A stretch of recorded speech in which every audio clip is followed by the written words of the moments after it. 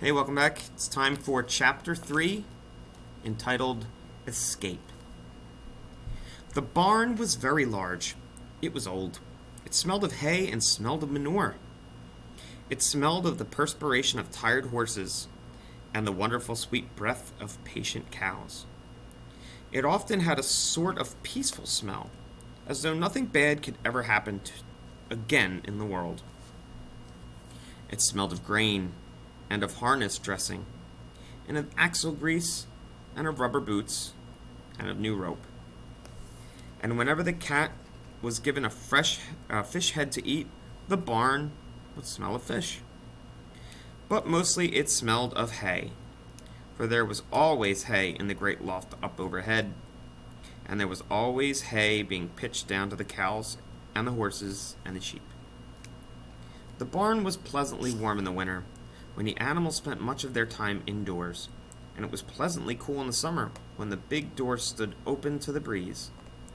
The barn had stalls on the main floor for the work horses, tie-ups on the main floor for the cows, a sheepfold down below for the sheep, a pig pen down below for Wilbur,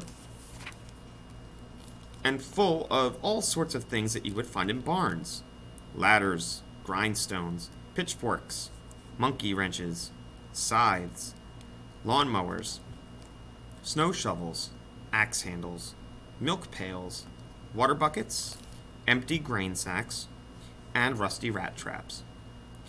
It was the kind of barn that swallows like to build their nests in. It was the kind of barn that children like to play in.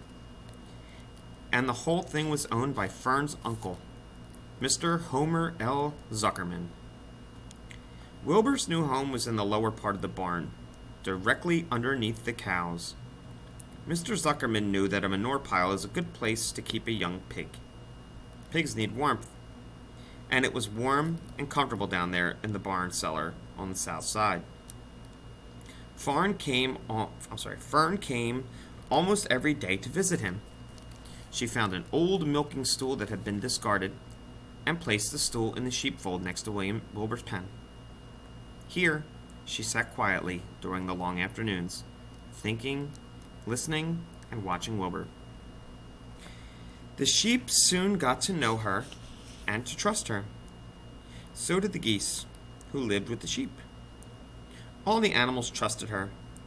She was so quiet and friendly.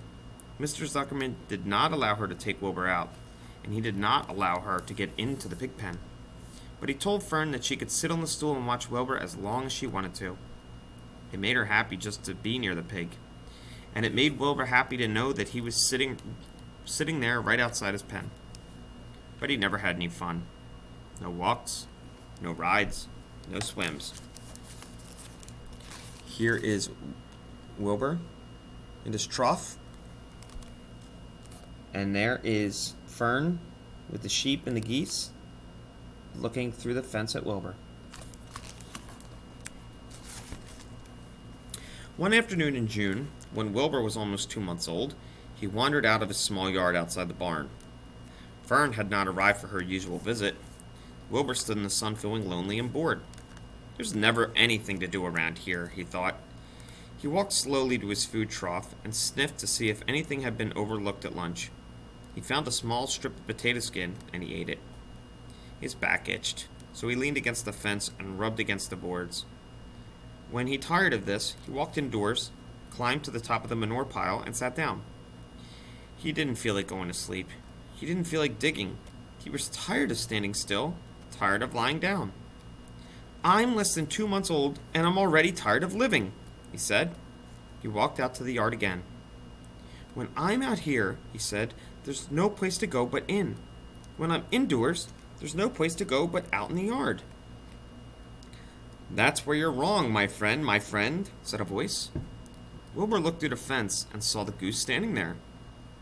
"You don't have to stay in that dirty little yard," said the goose, who talked rather fast. "One of the boards is loose. Push on it. Push on it, and come on out."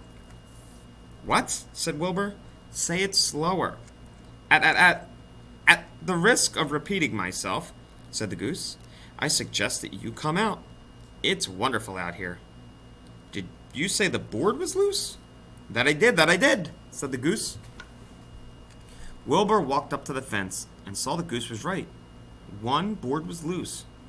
He put his head down, shut his eyes, and pushed. The board gave way. In a minute, he had squeezed through the fence and was standing in the long grass outside his yard. The goose chuckled.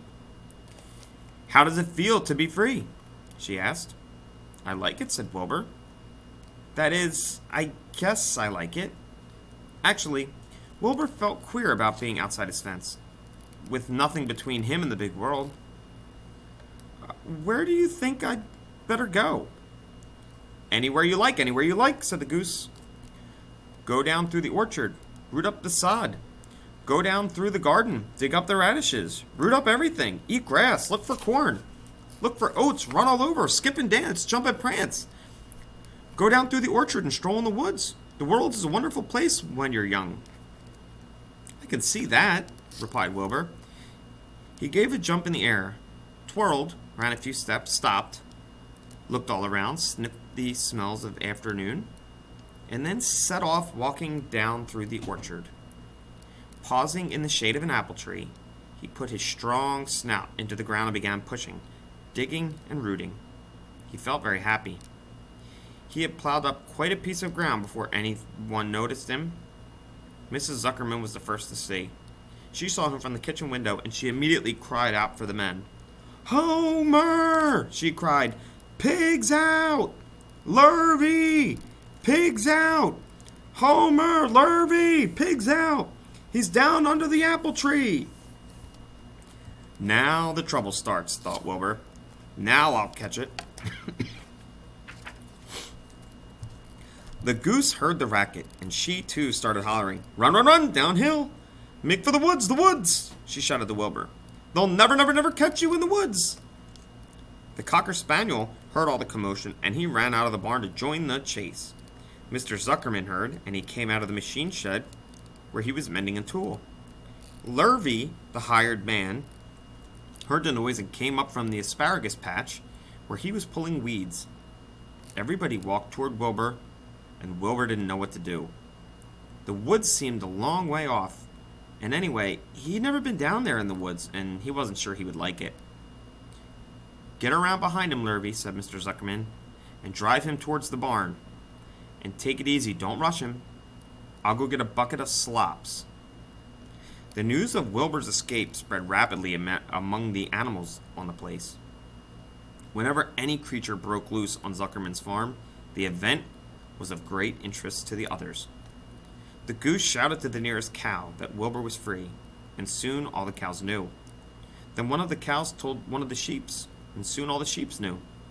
The lambs learned about it from their mothers. The horses in their stalls in the barn pricked their ears when they heard the goose hollering, and soon the horses had caught on to what was happening.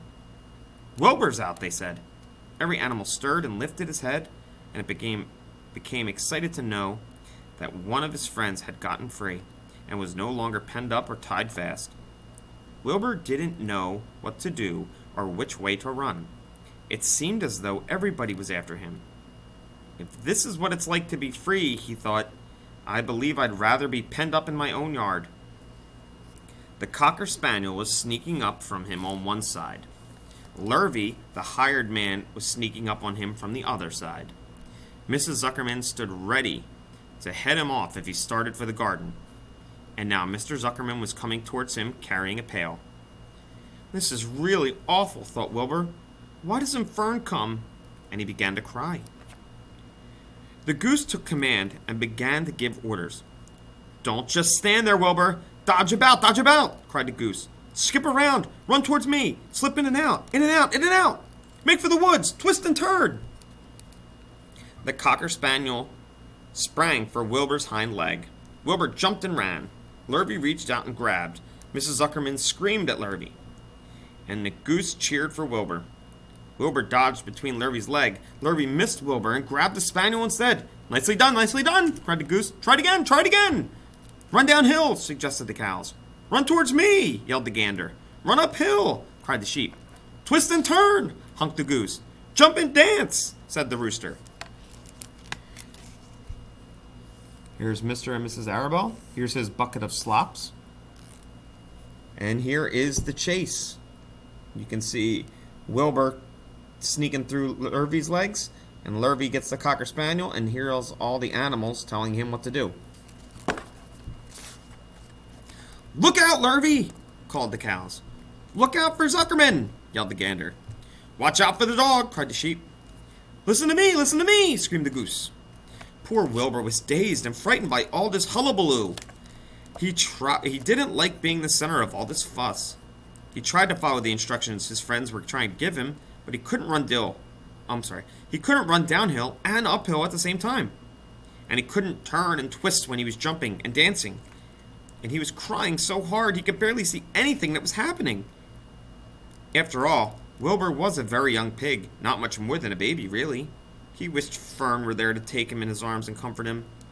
When he looked up and saw Mr. Zuckerman standing quite close to him, holding a pail of warm slops, he felt relieved. He lifted his nose and sniffed. The smell was delicious. Warm milk, potato skins, wheat middlings, Kellogg's cornflakes, and a popover left from the Zuckerman's breakfast. "Come, pig," said Mr. Zuckerman, tapping his pail. "Come, pig." Wilbur took a step towards the pail. No, said the goose. "It's an old pail trick, Wilbur. Don't fall for it. He's trying to lure you back into captivity, Evity. He's appealing to your stomach." Wilbur didn't care. The food smelled appetizing. He took another step towards the pail. Pig, said Mr. Zuckerman in a kind voice. Began walking slowly towards the barnyard, looking all about him innocently, as if he didn't know that a little white pig was following along behind him. "You'll be sorry, called the goose. Wilbur didn't care. He kept walking towards the pail of slops. "You'll miss your freedom. An hour of freedom is worth a barrel of slops." Wilbur didn't care. When Mr. Zuckerman reached the pig pen, he climbed over the fence and poured the slops into the trough. Then he pulled the loose board away from the fence, so there was a wide hole for Wilbur to walk through. Reconsider, cried the goose. Wilbur paid no attention. He stepped through the fence into the yard. He walked to the trough and took a long drink of slops, sucking in the milk hungrily and chewing the popover. It was good to be home again. While Wilbur ate, Lurvy fetched a hammer and some 8-penny nails and nailed the board in place. Then he and Mr. Zuckerman leaned lazily on the fence, and Mr. Zuckerman scratched Wilbur's back with a stick. "He's quite a pig," said Lurvy. "Yes, he'll make a good pig," said Mr. Zuckerman. Wilbur heard the words of praise. He felt a warm milk inside of his stomach. He felt the pleasant rubbing of a stick along his achy back. He felt peaceful and happy and sleepy. This had been a tiring afternoon. It was still only about 4 o'clock, but Wilbur was already ready for bed.